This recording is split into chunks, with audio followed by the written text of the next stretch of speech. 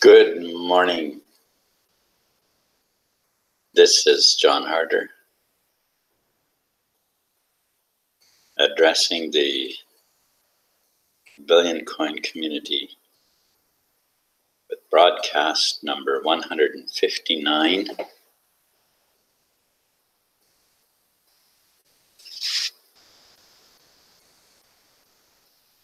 I am happy to share this morning talking about helping people create cash flow. We have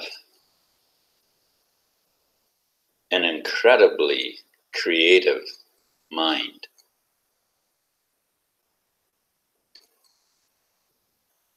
Sometimes this incredibly creative mind can do more stalling and create more how should we say, counterintuitive, no, counterproductive is what I meant, counterproductive. It can become more counterproductive than productive. And very simply because we may be out of tune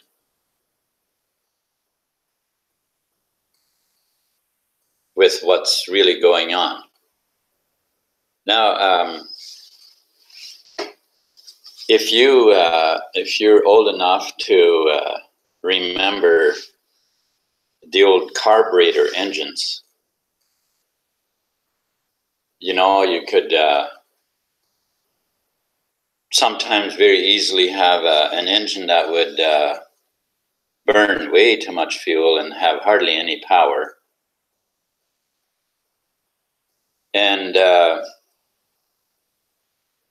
And this would, you know, when you're trying to get a load somewhere, especially if you're pulling something yet, could seriously just really hinder the production of what you're trying to accomplish. And all you have to do then is tune up the engine. Go and put a new overhaul kit into the carburetor. Or sometimes if you knew how to do it, you could even just simply make some adjustments on the carburetor, and you would have an amazing amount of extra power and burn a lot less fuel and easily accomplish what you were trying to do. Well, this kind of a scenario really fits into when it comes to using our creativity. You see, your mind is part of one universal mind. It's part of the all-knowing mind. But here's the thing: when you don't tune in, when you don't, how should we say it? Because here's the thing: we are incredibly creative. We really are. We can figure out almost anything. But sometimes the hardest thing for us to figure out is that we don't actually know. That we actually need to learn, do some learning to understand what's really going on. And in trying to get there on our own can very often be extremely frustrating. And matter of fact, so much so that most people will probably even just give up before they ever even actually tune in, because they don't understand that what they need to know, they actually don't know. And so therefore they're trying the things that they think they know, and how they think it works, and how they think that it, you know, what they think should produce the success that they're trying to achieve. But they are not necessarily open to how the setup really works, to how the program really works, how, you know, in other words, they're not really coming out and asking the questions.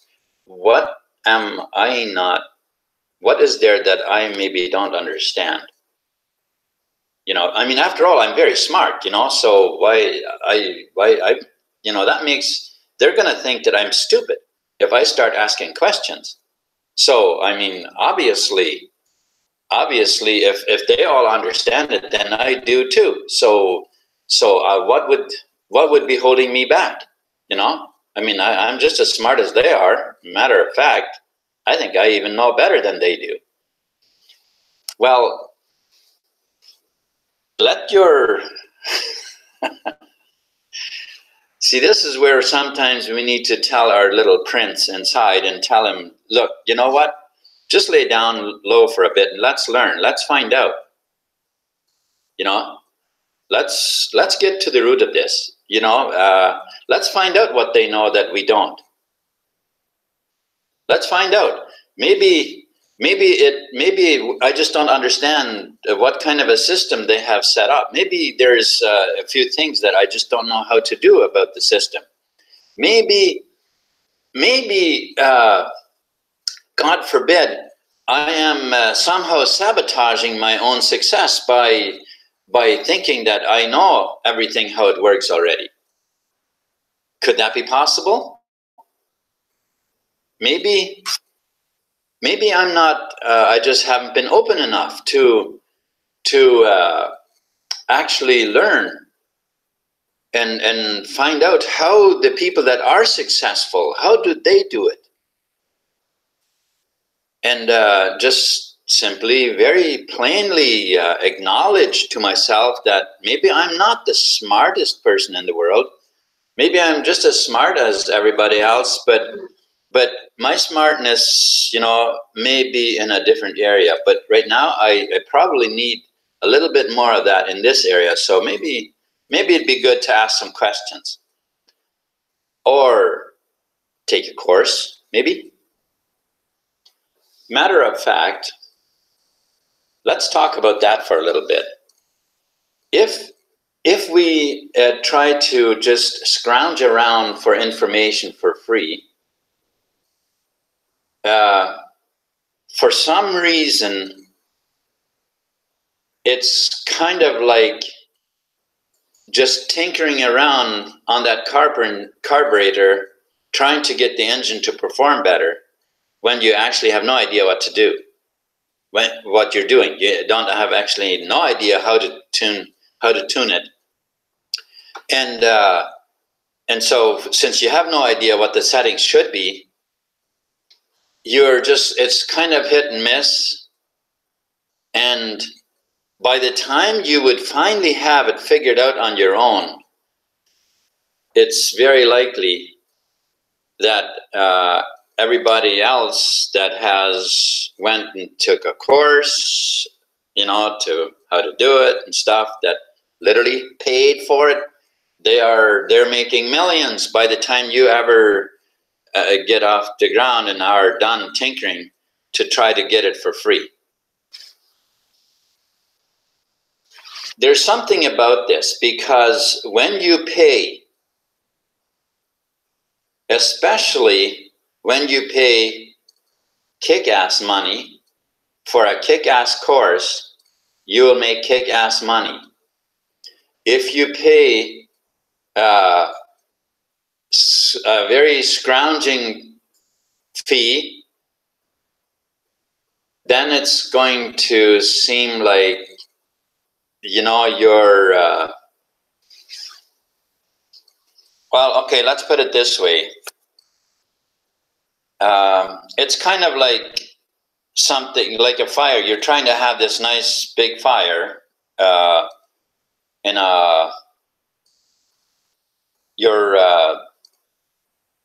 what's it called? Campfire. You want this nice big campfire where everybody sits around and enjoys the campfire, right? Sing songs, yada yada. Everybody's enjoying, but it's barely smoldering. It's barely smoldering, and you say to yourself, "Well, I paid for the matches. I mean, I paid 10, I don't know, a penny or whatever. I bought probably even 10 packs, so it cost me 10 cents. I should have a good fire here. What's going on?" Whereas instead, you stop by and you paid $200 for a for a trunk load of firewood. That's very, very good quality wood that will burn really nice. Now you don't question it whether you're going to have a nice fire. Maybe you paid 10 cents for the matches, but the wood that you scrounged up from around there, is probably not dry, maybe wet. It may be, just not good wood. Maybe it's, all mucky inside, and it just doesn't burn. So isn't the $200 fire where now everybody sits there and really enjoys the nice fire? All right, my point is this, that you get what you pay for. And this is not only true mechanically. This really is how the subconscious is tuned. This is really how it works, not just the subconscious, but the conscious as well. Because if you pay $10,000 for a course, you're not just going to sit on your ass, waiting for something to happen. Because you've got some money on the line. You want to see results, so you're going to be doing whatever you need to do. You're going to be open to instructions because you have paid, and you're going to be open to instructions and willing to do what it takes because you want to recover your money.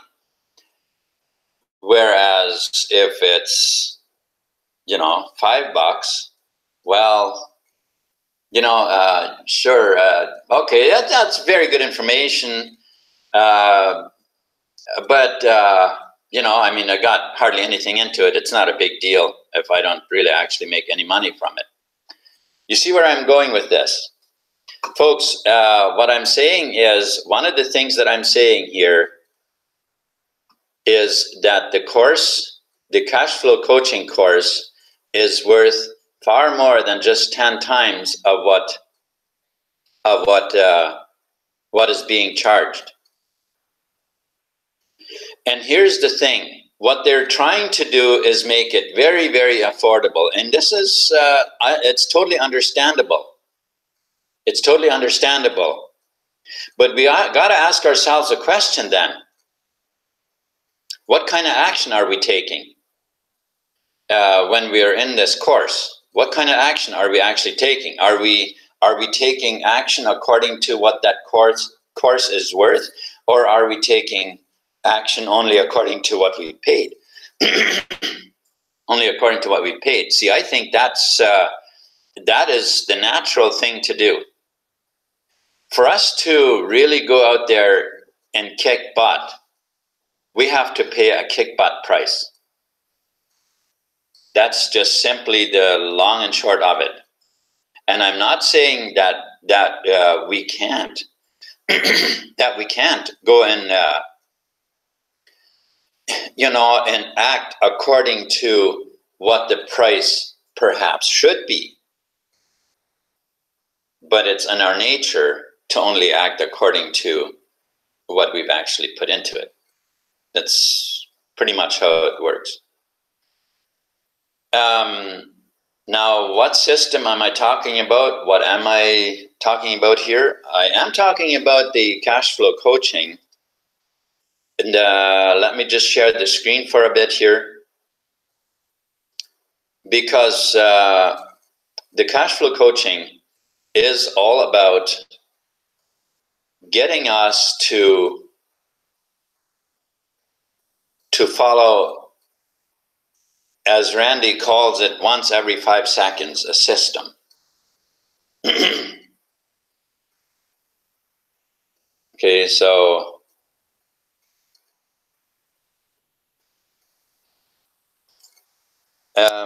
that's because that's what he's teaching. He's teaching the system, and these are, you know, steps into cash flow. I think that's probably the one that I'm looking for. Actually, just now I noticed that it's not the one I'm looking for. The one I'm looking for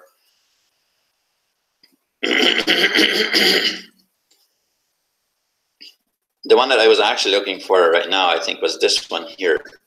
Okay. Yeah. See, these are the 23 steps system. And if it's given to us for free, just like this here, admin is saying, look, here are the steps, how you can do it. Now, any one of us could have figured this out easily. We could have. However, we might have, you know, we might have mixed things up, and it may not have been flowing as easily, as nicely as what admin has put it in place here. But the steps are laid out really well. It is a wonderful system. So why then can we not just run with this and create piles of cash flow? Well, what's going on is that, sorry, that's not what I meant here to do. What is going on is that we have, you know, we have these nice steps, but we also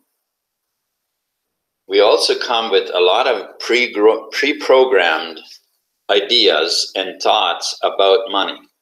This is the biggest issue that we are facing. I don't know if you understand what I'm really talking about, but this is the biggest issue that we have. This is for almost all of humanity. Let me just say something here that hopefully will help us understand how easily this can be fixed. Almost all of humanity struggles with the lack of money, and we can blame the entire universe out there for this, but it's actually not really that. It's not really, you know, we can say, well, you know, all that conditioning and the false scarcity, yada yada, and yeah, that's all true. It's all there, but that can only exist when we are out of tune, when we allow ourselves to be out of tune with which I understand it's almost impossible when you grow up in such an environment.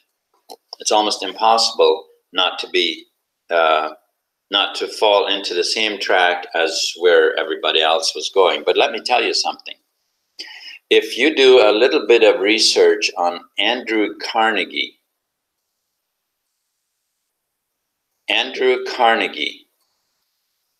he was when he was a kid growing up in Scotland, his parents were really impoverished.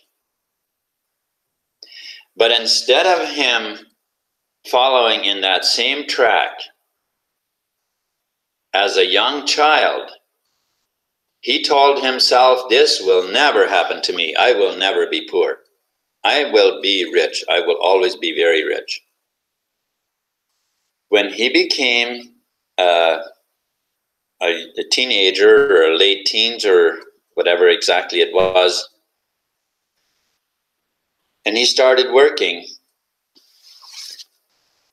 that attitude that he had taken on as a child stuck with him. And this is what it takes for every one of us. It takes a once and for all, complete, all-out decision that we've had it about being poor. When you do that, the universe has your back. When you do that, the universe has your back. And when you have that kind of dedication, you will become wealthy. You will have all the wealth that you decide to have, because it's a matter of a decision of how rich you're going to be. Or actually, it's more like this. It's more of a decision of how rich you are. Because however rich you are shows up outside of you. However rich you are inside shows up in your possessions. So these are the things that that's the decisions that we've got to make. And when we make those decisions, then we will, whatever it is we need to do, whether we need to learn, whether we need to buy courses, whether we need to spend $80,000 on a course to completely knock it out of the park, or whatever it is we need to do, we will do it. But we have to completely and solidly decide that this poverty can no longer be. It's history. You've got to let your little prince know that he can no longer control. He can no longer keep you in the comfort zone. Yeah, he's got to realize that it's time to give the reins back over to you, so you take control of your own life. Because if you're like everybody else, almost everybody else on the planet, your walls are all decorated with excuses why you can't make the money you want. Why you have always been poor, and why you will always be poor, and why this and why that,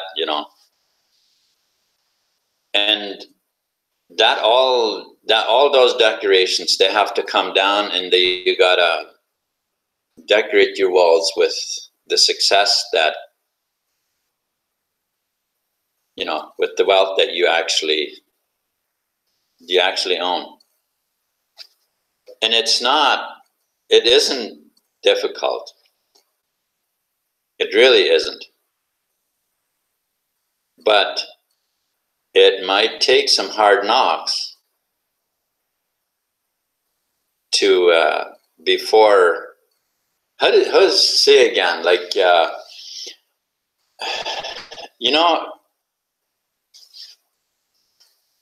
would like to remind us of something here. We all had this dedication once. We all did. Every one of us.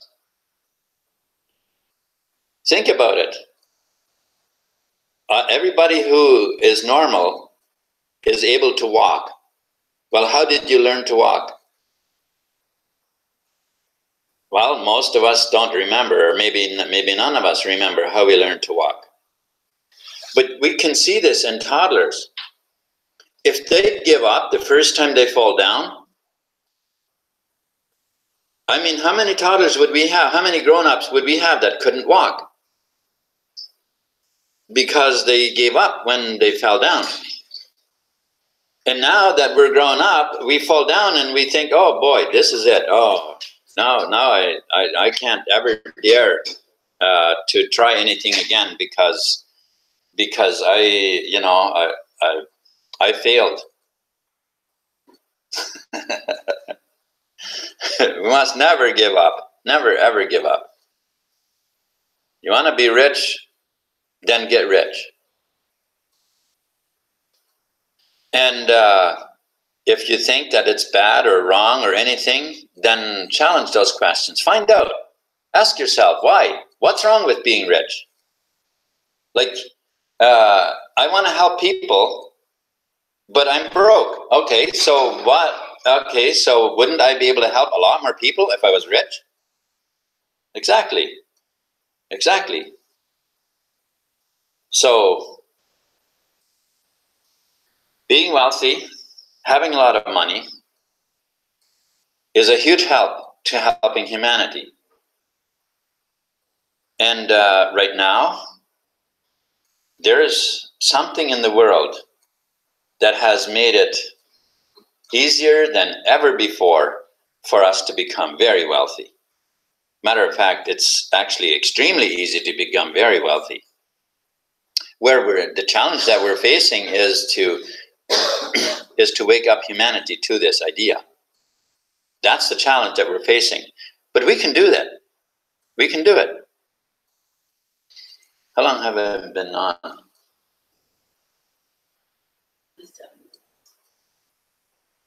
So I think I'm going to leave us with that challenge today. I haven't really done very much exact detail explaining about the TheBillionCoin in this hangout. I wanted this broadcast, I wanted it to be a little bit more motivational, just to remind us that,